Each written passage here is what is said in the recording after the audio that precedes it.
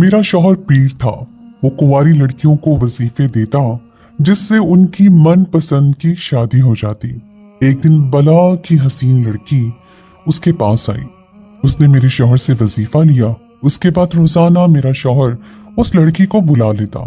एक दिन मैं कमरे में छुप गई और पता लगा कि वो लड़की मेरे ही शौहर पर तावीज करवा रही थी। और ये देखकर मेरे औसान खता हो गए कि मेरे शौहर ने उस लड़की के साथ। एक रोज बहुत ही खूबसूरत लड़की मेरे शौहर के पास आई। मेरा शौहर पीर था और वो कुंवारी लड़कियों को उनकी पसंद की शादी के लिए वजीफे देता था। उस लड़की ने मेरे ही शौहर से वजीफा लिया और वो कर दिया जिसकी मैं तवक्को भी नहीं कर सकती थी। कोई लड़की ऐसे कैसे कर सकती थी भला, ये सोचकर ही मैं कांप गई। और फिर मैंने जो देखा उसके बाद मुझे जैसे होश ही नहीं था। मेरा शौहर एक पीर था। उसके आस्ताने पर रोज ही लड़कियों की एक लंबी लाइन लगी होती, जिनमें ज्यादातर तो बहुत ही खूबसूरत लड़कियां होती जो मनपसंद शादी के लिए घंटों लाइन में लगकर वजीफा हासिल करती। एक दिन मैंने देखा कि मेरे शौहर के आस्ताने पर एक बहुत ज्यादा हसीन लड़की आई जिसने अपने चेहरे को दुपट्टे के पल्लू से ढांप रखा था। उसकी बड़ी बड़ी आंखें और लंबी लंबी पलकें थीं। उसके गोरे गोरे हाथ पांव देखकर मैं खुद भी उसके हुस्न से मुतासिर हो गई। मेरा शौहर बहुत नेक था। वो ऐसे वजीफे देता कि रातों रात कुंवारी लड़कियों की शादियां हो जाती। दूर दूर से औरतें अपनी बेटियों के लिए वजीफा लेने आती। मेरे शौहर के पास वजीफा लेने आने वाली लड़कियों में ज्यादातर तादाद कॉलेज की लड़कियों की भी होती जो यूनिफॉर्म में ही आती। और वो लड़की भी कॉलेज की यूनिफॉर्म में ही मौजूद थी जो पसंद की शादी के लिए वजीफा लेने आई थी। दूसरे दिन वो लड़की दोबारा आई और उसके बाद मैंने उसे रोज ही देखना शुरू कर दिया। वो वाहिद लड़की थी जो रोजाना मेरे आस्ताने पर हाजिरी दे रही थी, वरना जो लड़की एक दफा वजीफा ले जाती तो दोबारा पलट कर ना आती। मैं हैरान थी कि उस लड़की का काम क्यों नहीं बन रहा है, वरना मेरे शौहर के दिए गए वजीफे तो बहुत मशहूर थे। एक पहली ही दफा में काम कर जाते थे। वो लड़की असर और मगरिब के दरमियान में आती और फिर अंधेरा भी हो जाता और वो वापिस ही न जाती। मैंने उसे बहुत दफा आस्ताने में बैठे रोते हुए देखा। मैं खुदा से दुआ करने लगी कि इस लड़की को उसकी मोहब्बत मिल जाए। उसकी तड़प और उसके आंसू मुझे दुखी कर रहे थे। वो बहुत खूबसूरत थी और जब वो रोती तो उसकी आंखें सुर्खी माइल होकर और भी प्यारी लगती। मैं सोचती कि ऐसा कौन सा मर्द होगा जो उसे शादी नहीं करना चाहेगा। मैं तो औरत होकर भी उसके हुस्न की दीवानी हो गई थी। वो रोज ही चली आती और दिन ब दिन उसकी हालत में मजीद दीवानगी बढ़ती जा रही थी। अब तो वो बहुत देर देर तक आस्ताने में ही बैठी रहती और मुझे उस पर तरस आता रहता। एक दिन मैंने अपने शौहर से पूछा कि उस लड़की की मुराद क्यों पूरी नहीं हो रही है। उस बेचारी का दुख मुझसे देखा नहीं जाता, जिस पर मेरे शौहर ने ऐसा जवाब दिया कि मैं सदमे में आ गई। मेरे शौहर ने मुझे बताया कि वो लड़की तो अगले दिन जब वो लड़की आई तो मैं उसके पास जा बैठी। आज भी वो हल्के हल्के से रो रही थी। मैंने उसे प्यार से समझाया कि मेरे शौहर पर यकीन रखो, तुम्हारा काम बन जाएगा। उसने हैरत से मुझे देखा और पूछा कि क्या मैं उसकी मुराद जानती हूँ, जिस पर मैंने उसे बताया कि मेरे शौहर ने मुझे उसकी मुराद का बताया है। ये सुनकर वो मेरा हाथ पकड़कर चूमने लगी। मैंने उसे तसल्ली दी कि अल्लाह के घर में देर है अंधेर नहीं। तुम यकीन के साथ वजीफे पढ़ते जाओ, देखना जल्द ही तुम अपनी मुराद पालोगी।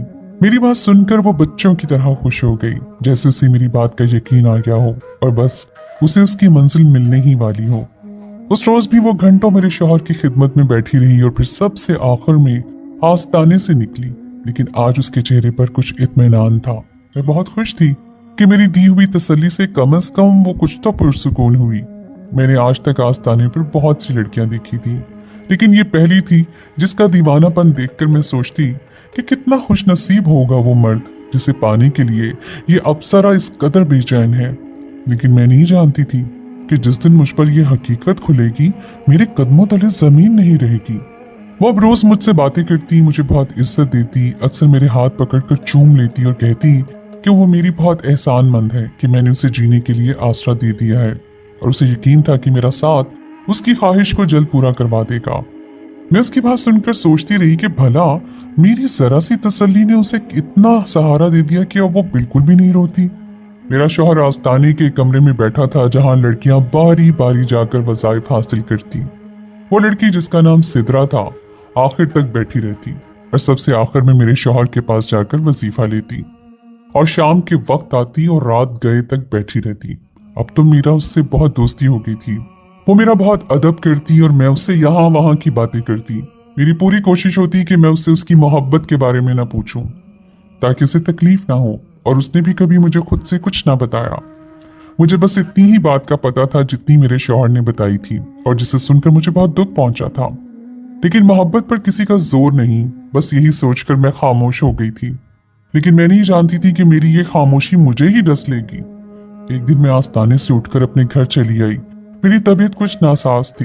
रात के 11 बज चुके थे और मेरे शौहर अभी तक घर वापस नहीं आए थे। मेरी तबीयत बहुत ज्यादा खराब होने लगी तो मैं अपने शौहर को बुलाने आस्ताने में चली गई। मुझे बुखार की शिद्दत से चक्कर आ रहे थे और मेरी आंखें जलने लगी थी। मैं दीवार का सहारा लेते हुए आहिस्ता आहिस्ता से चलती। जब आस्ताने में दाखिल हुई तो आस्ताना खाली हो चुका था। शायद सभी लोग जा चुके थे। यही सोचकर मैं उस कमरे की तरफ बढ़ गई जहां मेरा शौहर बैठकर वज़ाइफ दिया करता था, और वहां जाकर मैं ये देखकर चौंक गई कि वो लड़की अभी तक अंदर मौजूद थी और मेरे शौहर के करीब बैठी थी। धीमे धीमे लहजे में जाने क्या कह रही थी। मुझे उसकी बात तो सुनाई नहीं दी थी, लेकिन रात के इस वक्त उसको यूं अपने शौहर के करीब बैठा देखकर मुझे कुछ अजीब सा महसूस हुआ।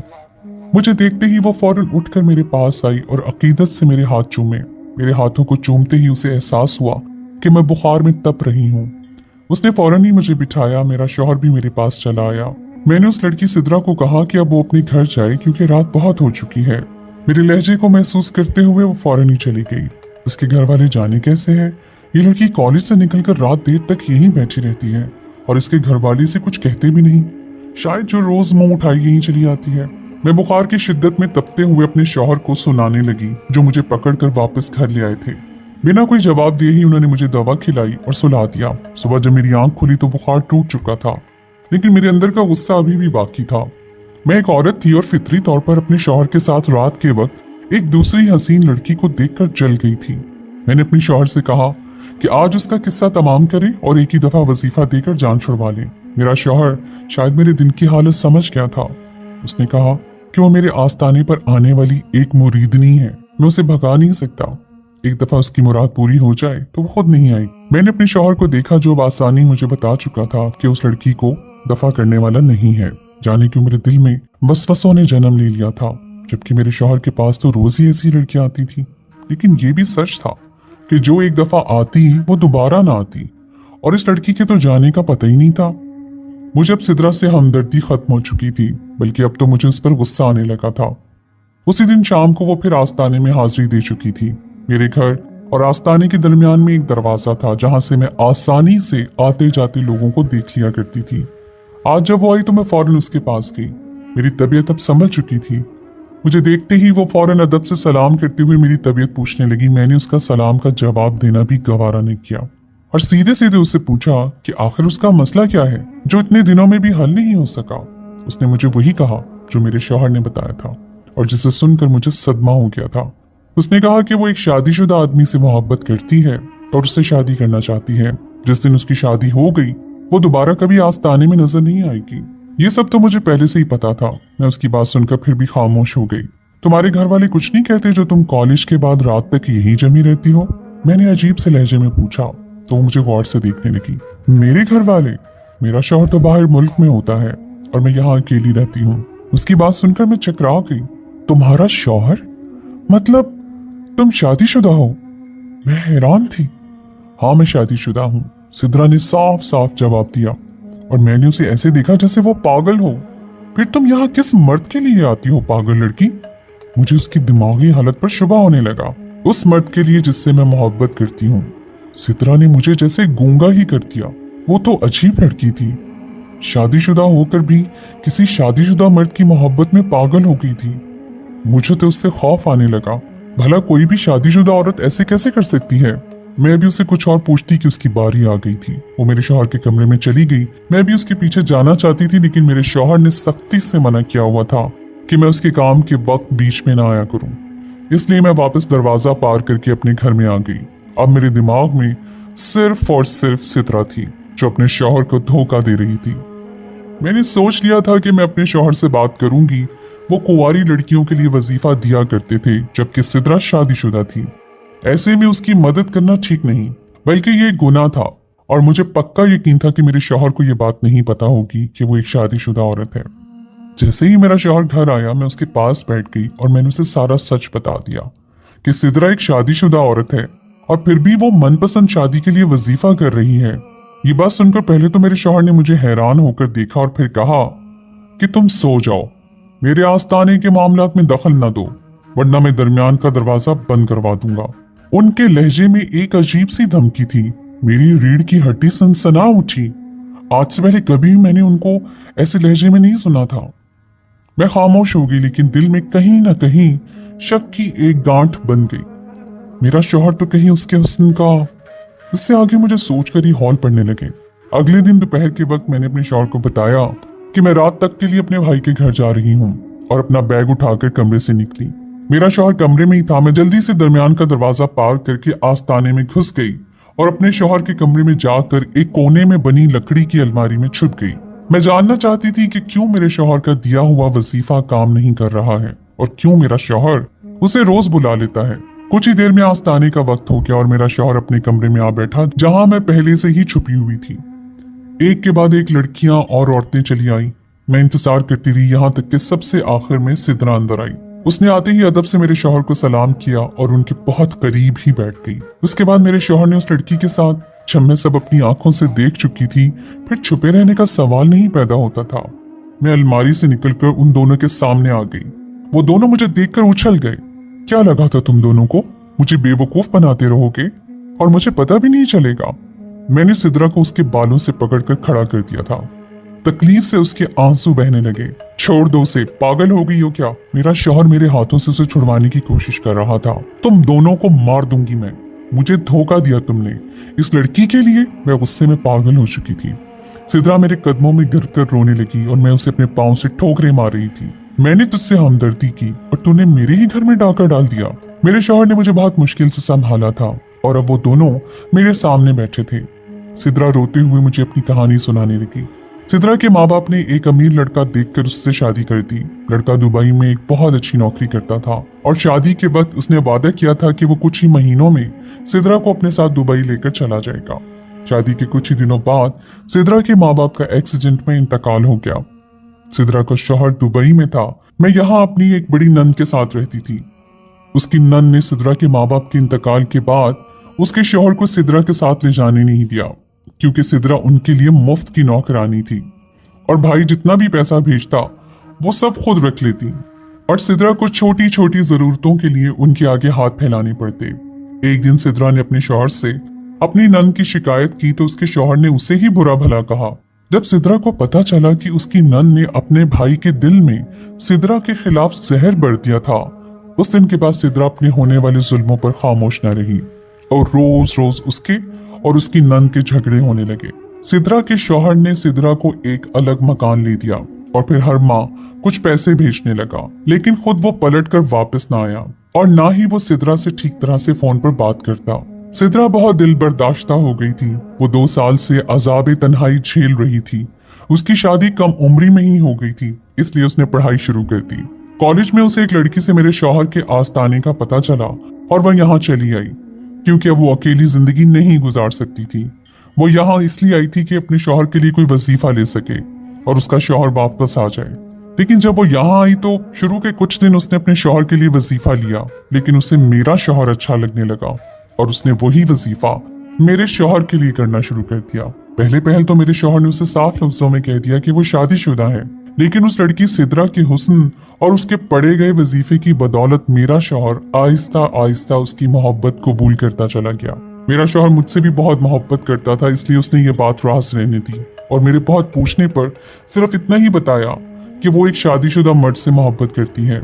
और मैं इतनी बेवकूफ थी कि उस लड़की की मोहब्बत के मिल जाने के लिए दुआएं मांगते नहीं थकती थी और वो कमसर्फ औरत मेरे ही शौहर को दिल में बसाई बैठी थी। जब मैंने उन दोनों को साथ देखा तो मेरा शौहर उसके साथ बैठा एक वजीफा कर रहा था और मैं अच्छे से जानती थी कि ये वजीफा क्यों किया जाता है। मैं 8 सालों से अपने शौहर के साथ इस आस्ताने में थी और इतना इल्म मुझे भी था कि कब, कहाँ, क्यों और किस लिए पढ़ा जाता है।